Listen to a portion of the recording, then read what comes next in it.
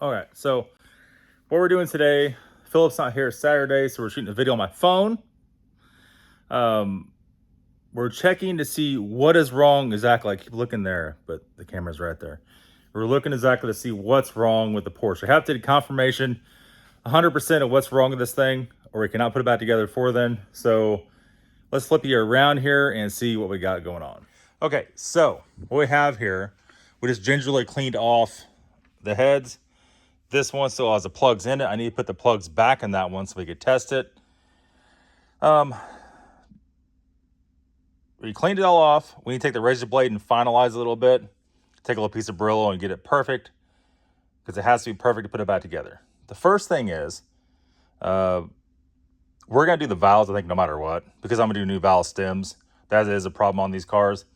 So how you check the valves that are leaking is to spray carburetor cleaner. Holy cow. Carburetor cleaner, not water, because water, this stuff is actually more thin and penetrative than water is.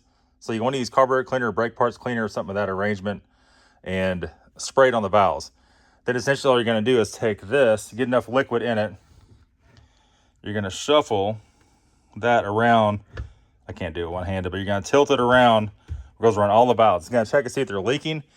This head has no valve leak at all. So what we're going to do, I'm trying to get everything together internally ordered for this car. So that's head gasket kit. The head bolts on the early 996s are not stretch bolts. That didn't take place until 2001. This is a 99, so we do not have to buy new head bolts. Everything needs to go inside the engine. So any kind of timing chain guides, or think all that's fine.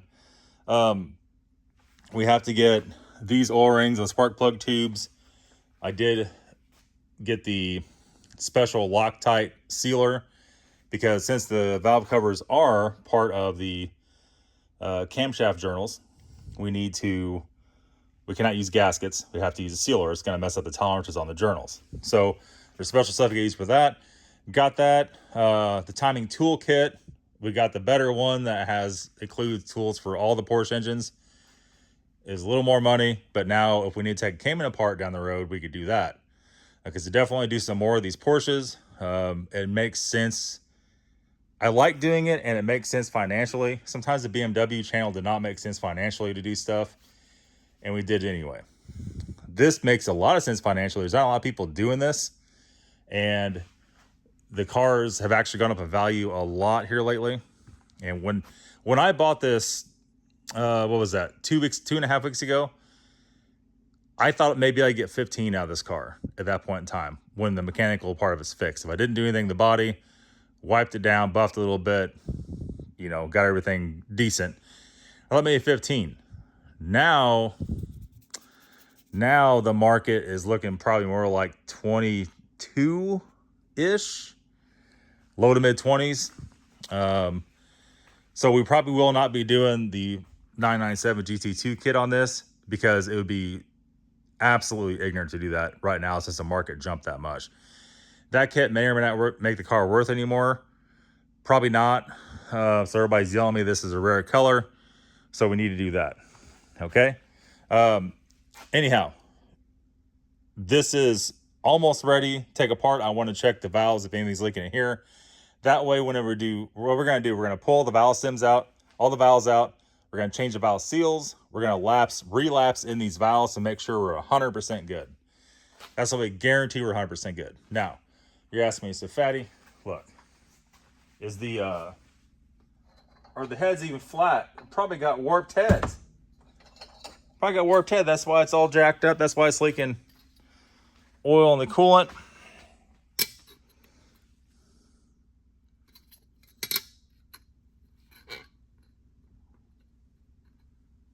No.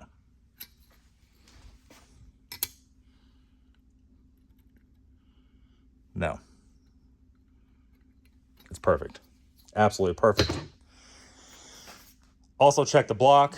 The block is absolutely perfect. So there is that. Unfortunately, this is going to be a long-term build, because waiting on parts is going to be a thing. Also, I wonder if I shouldn't go and replace this while we're right here. We have to replace anything. Is that coolant or is that vacuum? Nah, no, it's vacuum. That's crankcase breather. So that should be all right. If we bump that at all, it might break it. We'll see. There is that. So now what we're going to do is, we know the heads are not an issue. There's no cracks. Let me get back here. There's absolutely no cracks. We inspect everything very carefully. Okay, well, this one's got liquid in it. But same way, it looks a little scratchy. Don't worry, that is no elevation on anything. I've pretty much been doing this since 1996, right? If the heads are flat, if it has a little scuffing from Brillo, it makes no difference. Now, if you're using a power tool and you grind the hell out of this, that's gonna make a difference, right? If you use anything other than a little piece of Scotch-Brite by hand, which we'll go back and do this in the end, you have to go very slow with the rotation, and you can never stop anywhere, right? So usually what we do on these, we have a little low speed buffer wheel with a real fine pad. Like, oh, you're so stupid, don't use it. Then you're stupid. Done this my whole entire life. We never had a failure. Then we'll go back with this and some brake parts cleaner. And we'll clean those little bits, because you can't stop when you're doing it. That's just to knock the top off, all the shit that's stuck on her. We'll go through and scrub it all with this. That'll be good. Then we're going to pop all the valves out and do all that. Now, what we're going to have to do is we're going to have to do two things next. We got to pull this off. So we're going to do that here in just 1 second. We need to try to block off try to get our brake bleeder hooked up so we can apply a vacuum to the coolant side of the oil cooler here. Then, once we do that, we need to get the air oil separator out. That also has coolant running through it. We need to pull a vacuum on that. I'm 99.9% sure at this juncture in time, our issue is the air oil separator and not this. But before we do anything, we need to verify what it is. Because if it's not the air oil separator, we have to more than likely send these heads out and get them done. But everyone I've seen a video on when they're cracked, it was like real obvious. It would crack right from there on out, right? To the exhaust valve. And it'd be real obvious, and it had a lot of oil in there. So every crack we're looking for in these heads is going to be real obvious, if you know what I mean. The head gaskets look like they were not leaking at all, so there is that. So let's get this thing hooked up to the air oil separator first and see if we can figure out what the problem is. Okay, well, this isn't good. So here we have a bolt and a clamp. There you go.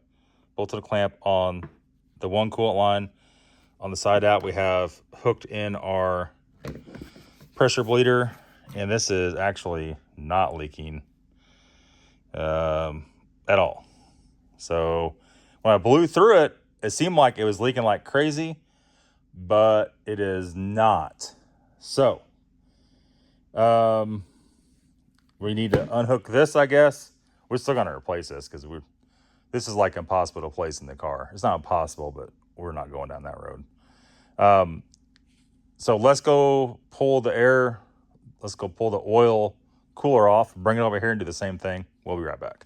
Okay, so here's where we're at with this thing.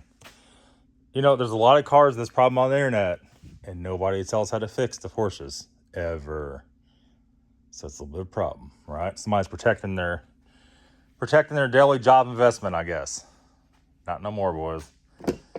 Got our brake bleeder hooked up to this on the top nipple. That is coolant on this one. We have coolant, oil. Now, if I hold my hand over the two oil with the glove on, so it sucks the glove airtight.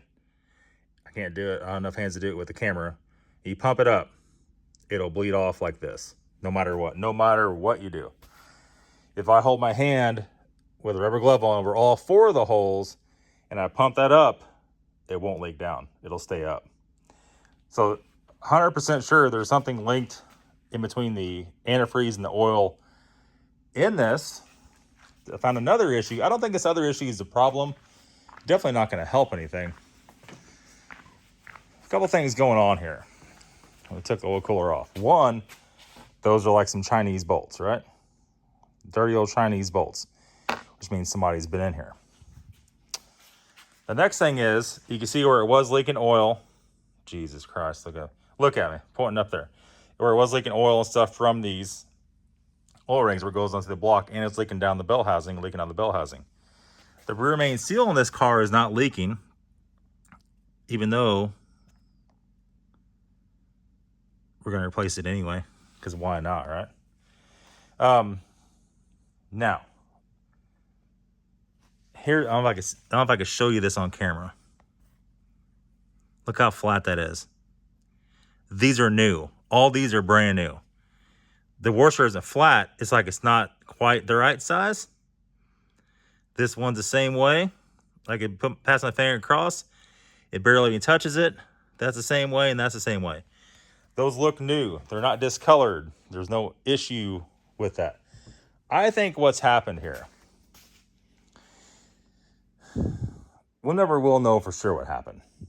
I think either this thing got a little overheated, or maybe it got none overheated. I think that this oil cooler is bad on the inside. I think it has a hairline crack that goes from the coolant side to the oil side. I think somebody's taken this all apart before, because the bolts going in here, the heads aren't even dirty, if you notice that.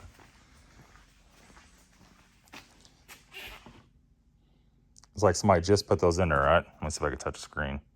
There you are. That's not very old, boys. I think it has a bad oil cooler. Somebody tried to go in here with a Chinese kit with Chinese O-rings and Chinese bolts, probably bought on a kit off eBay. Did that. It didn't fix the car, and they pretty much said, the hell with this nonsense. I'm selling it. I'm not doing that job again.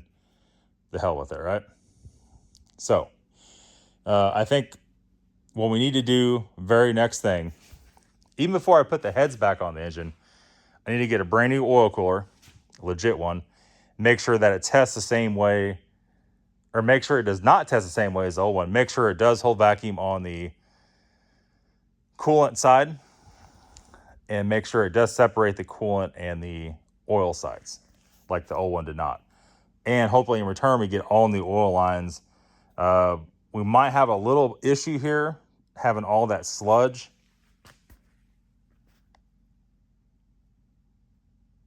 Will it focus or not? Having all that sludge down these coolant pipes. That stuff's very hard to get out. So what we need to do is try to get as much of that out as we can. Also, the radiators in the car, they may not be anymore because we drained a lot of that crap out. We need to tend to all of that before we can even think about putting this engine back in and fixing that. A lot of guys said they could put Dawn dish soap in the coolant, run it and drain it, run it and drain it, run it and drain it with just water, and that would flush the whole system out. That might be the case. You'd have to pull a hose off, though. The coolant drain hole is tiny in this engine, and none would ever come out of that. So, first things first, order the oil cooler with new O-rings and probably new bolts, because those bolts are very Chinese. Get it back here, test it. Now, if that tests the same or we can't get a different result, we cannot 100% verify that's what the issue is. This thing vacuum tested perfectly. However, we need to get in with those no matter what too. If it's full of that sludge, it may be pulling vacuum and not leaking at this second, right? So before we could do anything with this, we need to verify 1,000% what's going on with that. But here, right now, this juncture in time, we're 98% sure that's bad. If somebody tried to put new O-rings in it and cover it up and didn't work, and they got pissed and sold it. So there it is. There's actually another 911 on Facebook right now with this same problem. Listed as probably needs an engine. Unfortunately, the market's so high on these cars, he doesn't want, 10 or 12 grand for it. He wants, what the hell was it, 17 or 19? Broken. The market's that extreme on these cars. Am I going to go buy that? No. No, I'm not. Will I go buy a Cayman that needs bore score stuff fixed? Yes, I will. Or God forbid a 997, 911 that needs that, but those are few and far between for good money. I did find a local shop that will do the sleeves. I have found the sleeves. I would like to do that on this channel, do a bore score fix and show you guys how to do it. I think we could do it all for about $1,000 and that's saying something, boys. That's saying something. You know, some of these cars, we passed on that $6,000. There's a 07 Cayman, 6-speed, 80-some thousand miles, 90,000 miles for $6,000. And I passed on it because we don't have any damn room in the shop. And Philip was yelling at me for passing on it. My friend Kevin's yelling at me for passing on it. A day or so later, went back. I said, okay, let's just pull the trigger. Let's do it. We'll put it in the storage unit if we have to. We'll go rent a storage unit, put it in there. And it was sold. So that's the way she rolls, boys. But that was a $6,000 car. That car fixed without any miles is $22,000 plus dollars. And if we could have fixed it for $1,000, I don't know about you. I'm not a mathematician, boys, but that makes sense, right? So we'll see what else we can find. Scour the internet. Like I said, the 1600 is for sale. 1968 1600. Bottom side's rust free. Email's in the description if you guys are interested in that. That car needs to go to make more room in here. And the M3 is going to go too. That's it, guys. We'll see you very soon with another video. See you later.